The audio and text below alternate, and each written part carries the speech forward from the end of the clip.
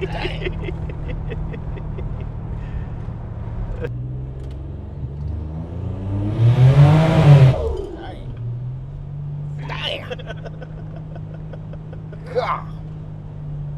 This thing needs slicks on it. Yeah, it does. Yeah, it needs some flicks for sure. God. That's just me barely getting into it. Yeah. And right back out of it. Yeah. It ain't holding it. Yeah. No point. It ain't gonna do nothing. Just spin. Yeah. Yeah, it's a stout. Yeah. Yeah, it's a pretty solid car, man. I'm proud of it.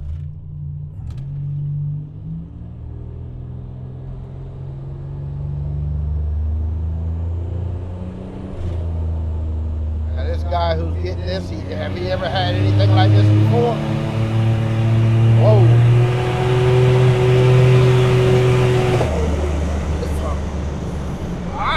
Yeah.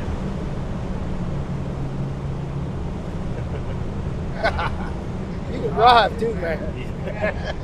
You know these damn roads. More than anything, I know the car. Man. Whoa. Heart throbbing. Heart throbbing. Incredible. Fucking amazing. It's a big difference. Oh my God, man.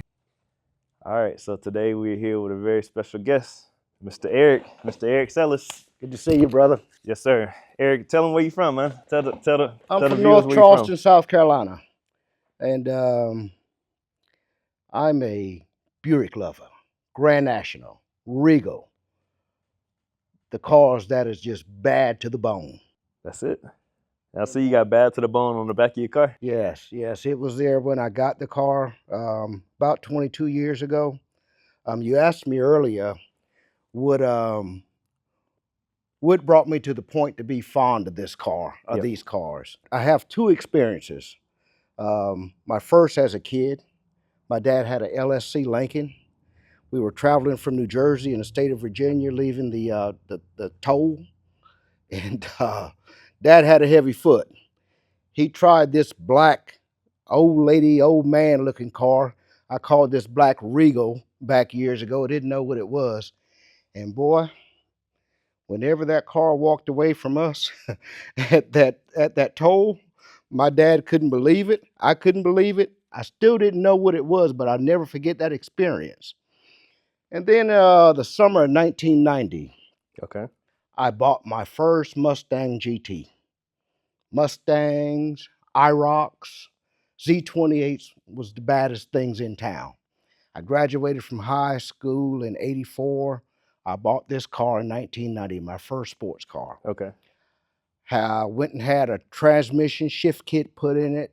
I had 410 gears put in it, ladder bars put in it. Went out on Rivers Avenue where the hot rods hung out, went on the hunt.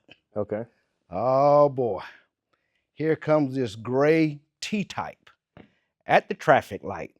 The showdown is going down. So this is Mustang versus Mustang T-type. versus T-type. Okay. And man, the lights came down. I jumped out there. I went to second. Oh man, it was feeling good. Then all of a sudden, in the corner of my eye was a gray hood. I said, "Oh Lord, oh Lord!" And man, he passed me, and we got to the next light. He downed his window. He told me, he said, "Man, I know that thing can go better than that." I said, "Yeah, let's go again." Duplicated the same thing again. Oh my gosh. I said, "I have to have one." I have to have one. And eventually I ran across this Buick with about 18,000 miles on it at the time, and I had to have it. And yeah. So you bought this one what year? Wow. It was, about 22 years ago from now, whatever year that was. 03. Yeah. 03. Yeah. And it had 18,000 Had original 18,000 miles on it. And now you got, I think, 60,000? 60,000 miles on it. Wow. So you've enjoyed the whole... Yeah. Nice. Yeah. But this particular car, it was always a beautiful car, but it never did perform like the Grand Nationals that I've seen and that I've heard about. And that was always a passion for me to get this car to perform. I've had a Mustang in the past. Like I said, I got it running 656 at 118 miles an hour through the eighth of a mile, and which was pretty stout, you know, for a Mustang with a supercharger on it. But this car just would not perform like the Grand Nationals that I've seen and heard of until until thank God YouTube. I heard of this guy Watts Performance. Watched him down in Bowling Green on YouTube. Asked a few Grand National guys about him. Everybody swear by him. Said he's great. So I called him. Wonderful guy, easygoing, just like you see him on the videos. And he took his time, and he was honest with me. If this is what you want, this is what you're gonna need to do. And a relationship was created. I met a true friend, another Grand National enthusiast, and I'm very grateful for you, brother. Appreciate it, man. Yeah. I appreciate you, and I mean a lot. I feel like I'm at my funeral, telling lies. I mean, I ain't that good of a person, am I? but you called me and you were serious. And one thing I see that's rare is somebody that's been in the game for 20 plus years. Most of the time when people that have been in the game for 20 plus years, they've gotten their car to the point where they are satisfied with it. And for you to tell me that you want to go faster, I was like, yes, I love going fast. You know what I'm saying? Like, I like to do the maintenance stuff and keep them alive, but the blood that runs through me, I'm a racer. I love to race. I love to go fast. And so what you brought to me was a very, very meticulous and clean, well-documented car. Inside and out was clean. But like you said, when you brought it, it wasn't performing, you know? So tell them about what we did on the first time you came. When Dev drove the car, he said, "My God, I must say, this is probably the absolute slowest Grand National I've ever driven." It was, man. I had my foot all the way to the ground, and it had my foot to the radiator, and it was not moving. It didn't bust a grape. No, it wasn't moving. I left it with him, and he said, "Let me look over it, because something isn't right.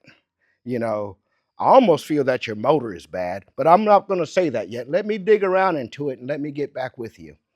And so, you know, I anticipated. I said, "Well, I'll hear from him in a couple, 2 or 3 weeks." You know, I'm used to people working on my Mustang, and hell, it takes forever and a day.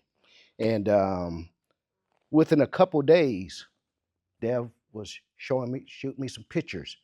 "I found this. I see what's wrong. I got to the bottom of it." You know, and so he went on with the tear down, and we went back with some headers, some precision headers. We went with Alki. He did the scan master, did some refigured some gauges. We did the Changed the turbo too. Change the turbo. Yeah, so we went with the TA Performance headers. Did we do downpipe? No, the downpipe was there. Okay, so we went with basically your main problem that you had was the fact that your headers are cracked. If you have cracked headers, the car will not perform.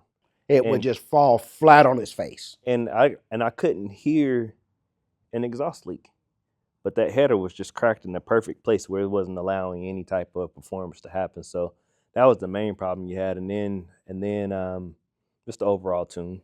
That's all it needed. And that thing went from the slowest Grand National ever to leaving number 11 on the road. I say this. My car came here as a turtle. He turned it into a Tasmanian devil. No joke. Yeah, and it's clean, man. But you're back again, though. Yeah. What got you back so quick? Well, you know, we did our break-in period, and I'm thrilled to death with it, with the performance of it. It's a true gentleman's hot rod right now, and but we want a little more. You know, we have the taste for a little more. So I think I got a chance to take you for a ride in our level 1 silk package. What do you think about the level 1 silk package compared Very, to what you got? very impressive. Very impressive. Throttle response is on the money, and yeah, I'm excited.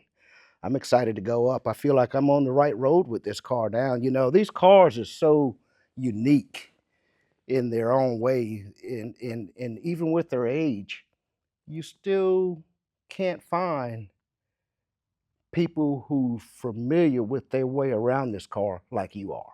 I mean, there's a handful of you guys out here, but as old as the car is, you got to be real careful who you let in on it. Well, I think it's you have to find people that care. Yeah. And my team, it's not just me. A lot of times you just see me on camera, but I got a great team that's helping me, and all of us, we're all organized, we're all dependable, we're all clean, we all care about everybody's project, and my my goal for every project is for our clients to be happy with what you see at the end. Well, my first experience with you here came down and we talked, and you know, just like you said, just the care you take with the car. Um, I saw you when I came back down the second time. You were working on the car with gloves on. I said, "Gee, the only thing's missing is the white jacket." You know, but yeah, just the you know, the amount of care and I mean, you treated my car. I think you treated my car better than you treated yours. Yeah. So when the car left here, I was like, I'll never hear from Eric again, man. I know he's satisfied with it because it was just crisp. You know, everything was good. I was like, I think my only recommendation was a TR6 ignition, which you immediately put that on because I was having a little breakup around 18 pounds of boost. And then secondly, I recommended an intercooler. So you got those two things on yourself, and you did a wonderful job installing those things. So once I saw that, I said, shoot, I'll never hear back from Eric again. And then you hit me up. And I was like, oh, hell, what happened? I knew that was going to be your first thought. I was like, what happened? Because these cars are problematic. I'm in a business for a reason. I mean, these things aren't always as pretty as the internet shows. Like, I have a building full of problems here that I got to solve. But you told me that you were blown away with the car. You just want to see what else is left in the turbo before we make that next big jump. And one of the things I did take into consideration when I came to pick up my car from you, you gave me a perfectly tuned machine. I did a few things to it. Mm-hmm. You know, I'll only feel comfortable if you go back over it and make sure the tune is correct. Yep. Yeah, Yep. yeah. So I didn't want to, you know, I didn't want to beat up on it or anything until you got a second look at it. But in between that, I've also decided that I want more. Okay. I want Okay. more. So you got a chance to ride in the silk package. I'm going to take you to the next step, which silk package, I rate the silk package between 450 and 550 horsepower. The next package up is our diamond package. That starts at 700 horsepower and goes up to 800. Really, the diamond package, and just to give you just the idea around the names and how these packages came about, my car started out as a mid 12 second car. All right. And it had a turbo a little bit smaller than yours. So you rode in my car now, and now you see where I started. My car was making a little bit less horsepower than yours. And so, but the car was reliable, it was dependable. My wife drove it all the time. And as I could summarize how I felt, I said, man, this thing's silky smooth. So I set up the silk package to kind of mirror how my car was in that time frame in my life. And all the components are proven. You know, I got that car all the way down to low 12s with a little bit more bigger turbo and with a modern, modern things that we got now. You know, I was back in 2016 when I got that car. So, and I bought it that way. I bought it super clean under the hood. It was just a reliable, clean car. And then just like you, I wanted a little bit more. I wanted a little bit more because I kept getting picked on. My uncle, shout out to my uncle Daryl, he kept on picking on me. He had a much larger turbo and a whole lot faster engine than what I had, and so I wasn't about to keep getting picked on anymore. So then the next thing I built and had success with, I built a couple more different things, but they all failed because I was learning. But the next thing I had success with, that's what I mirror my diamond package on. So the diamond package, I've already proven that to make 826 horsepower and over 1,000 pounds of torque on a 109 block. Impressive. But the problem is keeping that horsepower alive for a customer like you. So I had to take out some compression. I had to take out some of the cam to give you something that will still make good power, but add in a whole lot more reliability. Who cares if I can make 826 horsepower, but at the end of the season, the bearings are worn out? You know, that engine is going to tear itself apart. It wasn't made to be driving on the street. So the diamond package is all of the research and development from One Clean T when I had the 109 block. Yep. So when you buy a recipe from me, it's from my own failures. This ain't something I'm just making up. Well, I'm looking forward to seeing what we can get out of what we have here, and then start our future planning for a good motor swap. So let's think about this, and let's go ahead and make a decision. We'll get closer to our decision. So you've got, and just for the viewers, Eric has a stock 109 block. So a 109 block, for those that don't know, if you look at the last 3 digits on the block, it'll say 109. So that's why we refer to it as a 109 block. And that is the factory engine that comes in these cars. So his short block, which is the block, the crank, the rods, the pistons, the camshaft, all of that is stock in his car. And this thing runs phenomenal. And it has a set of ported iron heads that he had ported along the way throughout this 20-year journey. So that they've got ported heads with some upgraded valve springs, but essentially we got a stock engine with heads on it. And his question to me that he hasn't asked, but I know this in his head because it was in my head at one point in time, is how far can you take this thing? And the difference between your car and other cars is, you know, the history of this engine. A lot of people have stock engines that may have 200,000, 300,000, 400,000 miles on them. So engines like that, they won't last as long as an engine like yours. You know, you got 60,000 original miles on this thing. I'm not afraid to put a bigger turbo on it. The largest I would recommend is a 62. You can even go with a 62-66. But our tune has to be perfect. You know how your car runs perfectly now? That tune has to be perfect like that in order for those cranking rods to handle it. I've seen people I've seen people take setups like yours and go into the low 9s. Go into the low 10s. But it's just not smart to do. Yeah, won't last long. It's all about longevity. Yeah. Can we make the power? Sure. You know, we'll make the power 1-2 times, one season. But I want you to have longevity in anything that we do. So I always like to look at things from a scale of green, yellow, red. Right now we're in the green. You'll never tear this up. If you want longevity and reliability and predictability, leave it alone. If you want reliability and power, build an engine. You know, if you want to find out what I've already found out, add a bigger turbo. Yeah. You'll find out. See, and that's one of the most valuable things I can appreciate talking to you, working with you, the experience. Yep. I've already failed. The experience, Yep. and then the wisdom that you gain from the failures. Yep. You know, I mean, like, you can do it right one time with I'll put it this way. If we put a 62, 66 turbo on here, like what's on this car right here, it will last probably 2 years. I give it 2 years. And then you'll start hearing a little ticking noise. And then your scan master starts saying knock, knock, knock, knock, knock, knock, knock, a little bit.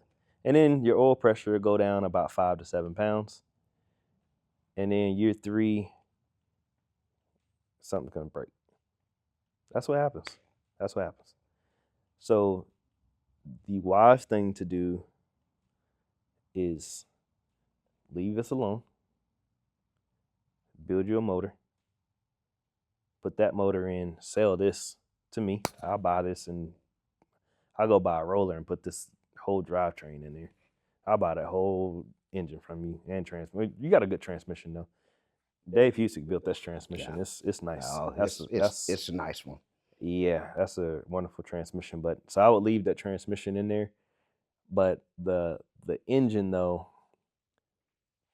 people will pay for a combination that works. And I will give you top dollar for that engine. You put that money towards your new build. And then instead of a 62, where you're kind of capped at, a 64 becomes, where a 62 is your ceiling on this engine, a 64 millimeter is kind of like where you can start at. Okay. You start with a 64, 66. Okay. And I'm going to take you for a ride in a 64, 66 today. Okay. And you're going to be like, man, I ain't playing with this bird shit no more. Yeah. Yeah.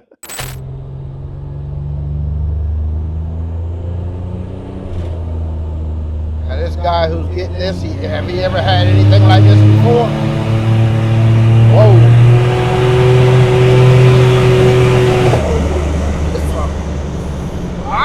Yeah.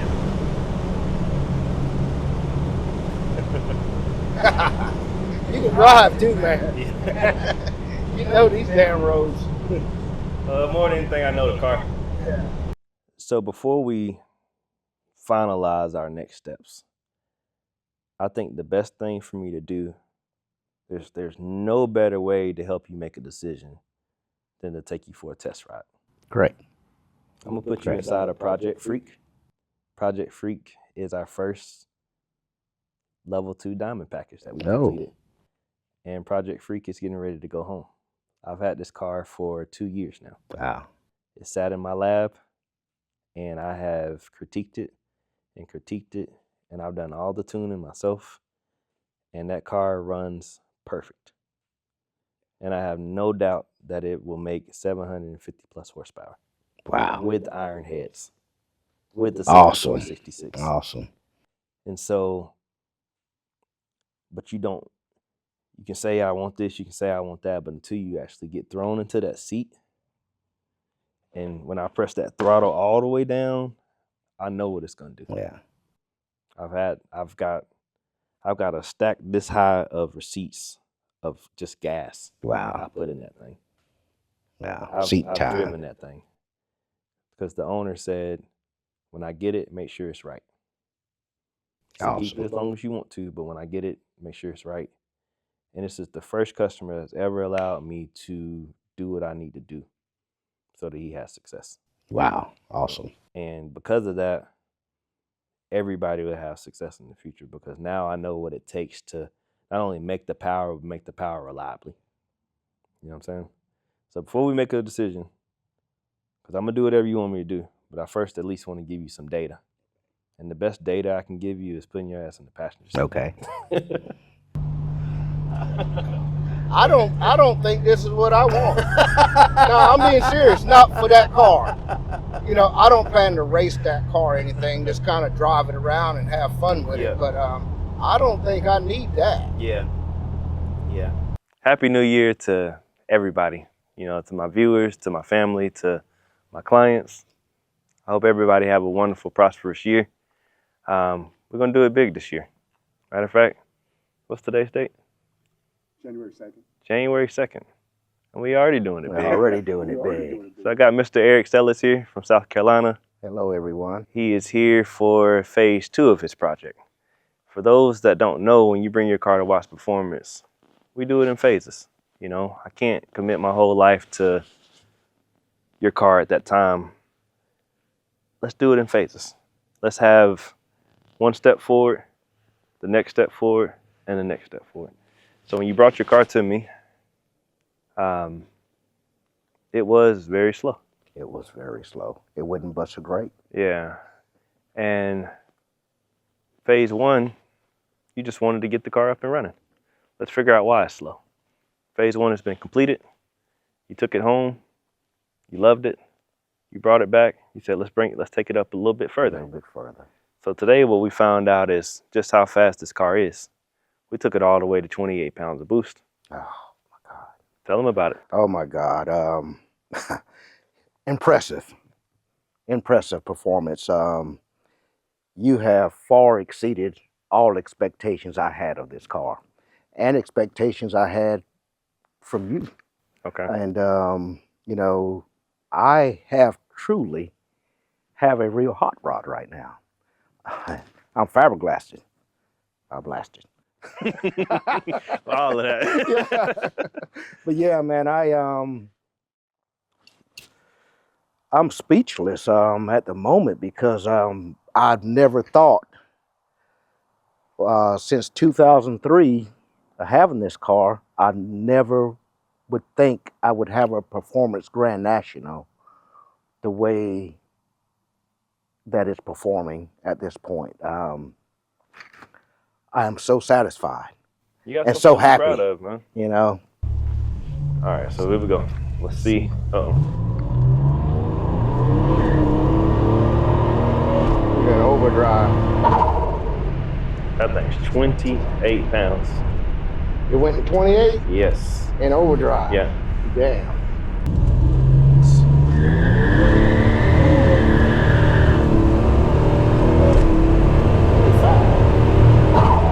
25. Okay. So I'm impressed with it. My wife is impressed with it. Yesterday when she drove it, she was like, "This is the one you need to be writing a check for." Talk about a car that's turnkey. Talk about a car that you can just drive anywhere. I feel confident that we delivered that for you. You did. Yeah. You did. Very sad. I'm satisfied with it. All the goals that I set for it in my mind, communicating with you, watching some of your videos, trying to get her a level of expectations, we've surpassed it by miles. Let's hit on a couple things. Let's talk about, you said I've exceeded the expectation that you had for me. Tell me more about that. Well, Dev, you're a first class guy, man. Thank you. You know, the way you focus on detail with the vehicle, the way you communicate with your client. You know, there's not one time I needed to call you to find out what was going on.